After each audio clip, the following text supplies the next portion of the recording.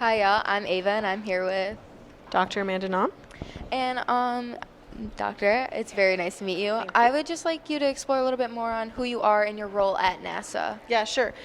So I've got a lot of roles at NASA. So I work at NASA headquarters, and the way I like to describe what I do is facilitating science or buying science with taxpayer money. I think that's a funny way of saying it. And so I am a scientist, and so I think that helps me be able to make sure and advocate for the scientists. But I'm involved with Artemis. I'm Deputy Artemis Lunar Science Lead, and so we're really making sure that science is infused into as much of Artemis as we can to make sure that we're going to explore and to learn things about science. And then I also am Deputy Program Scientist for Europa Clipper, and that mission will be launching in October of this year and is headed to Europa, which is a moon of Jupiter, and it's thought to have more water than Earth. And so there's a large ocean, and we want to understand how it formed and how thick the ice shell is, and are there the ingredients needed for life? So many amazing things to think about. But obviously, the main thing that brought you guys here is the eclipse. Yes. I'd just like you to touch on what is an eclipse and more of why they're studied and documented and what we're hoping to document from this specific eclipse. Right. So an eclipse in general is just when one body comes in front of another body. And so here we're talking about a solar eclipse, and that means that the moon is coming between the Earth and the sun and blocking the sun. What's special about this eclipse is that it's a total solar eclipse, which means that the entire disk of the sun that's visible in the sky is going to be completely blocked by the moon. And so that in and of itself is really fascinating and unique. The recent one was an annular eclipse in October, and that means that the whole disk was not covered. And so we can really learn about how the sun interacts and affects the upper atmosphere. We can look at how the solar changes, like when it gets colder and darker, affect the life forms on Earth. How do animals behave when it's suddenly dark for a few minutes? And also we can observe parts of the sun that are really hard to see when the disk is not observed, namely the corona, or the outside atmosphere of the sun. All right, and wow, there are so many crazy science facts and terms that are going to be learned from this. Another thing that really touches with me is just the beauty of it, of Right. seeing those two things come together. How do we view that safely from Earth? Right. So it's really important that you view the eclipse safely, because anytime you look at the sun without solar glasses, which are not sunglasses, those will not work. Of course. You could damage your eyes, and so we don't want you to do that. We want you to be able to see other eclipses that happen. And so that's the easiest way, our solar eclipse glasses. So if you're in the Niagara area and you're anywhere near the falls, you'll be able to get glasses. If you cannot get glasses, here you can look at the sun indirectly. So you can use a pinhole camera, or you can put your fingers in a waffle pattern, and you can see the shadows on the sidewalk, or even just look at how the branches, I guess not really leaves this time of year, leave shadows on the ground. And it's important, if you're not looking at the sun directly with your glasses, any indirect observation methods, you have the sun behind you, just to be extra safe. And touch more back on what you focus in, specifically the Artemis program. Right. The origin of it, I'm very interested on how it came to be and what the purpose of it all is. So NASA is actually part of the executive branch.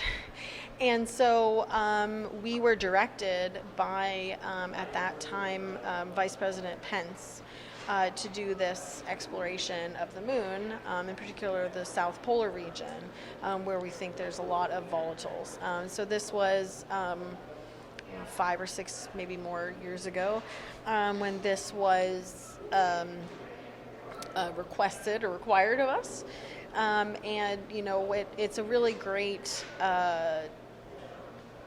program because we haven't been to the surface of the moon with humans in over 50 years. So there's an entire generation of folks, me included, who've been alive that have not experienced humans walking around on the moon. And you going back to saying that it's been 50 years since we've been to the moon, a lot has changed in 50 years of social rights with women and with people of color. And one thing that touched with me and a lot of my other colleagues here is the fact that not only is Artemis bringing the first woman to the moon, but also the first person of color. Like, the significance of that milestone is it's really cool. Yes. We've recognized over the last several decades that we're leaving a lot of people out when we aren't looking at full talent. And, I am a benefit. I was a scientist, a female scientist, having people looking at my skills, right, and not worrying about my gender, for example. And so, yes, I also agree. It is a very important and will resonate with a lot of people. It's inclusion is really important, and representation, seeing people that look like you in roles that you either look up to or want to be in, is really inspirational.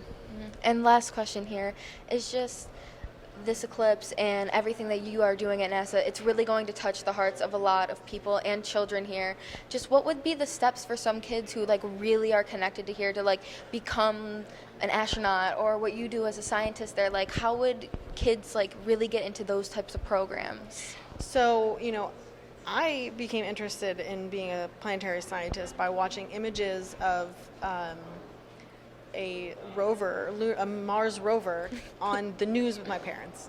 So it is really important to just talk about it, because there's so many people who may not even know that it's a thing that's happening or that you could actually be doing.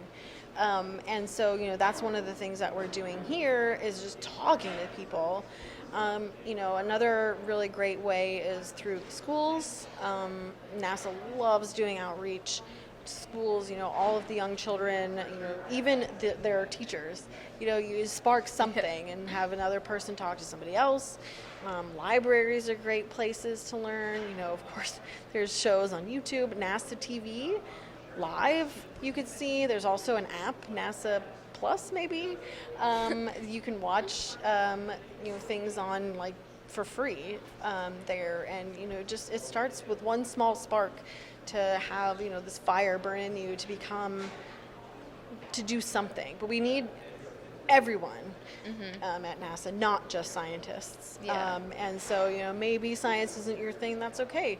Maybe you're great with numbers, or you want to build stuff. We need engineers. We need financial people. We need everyone.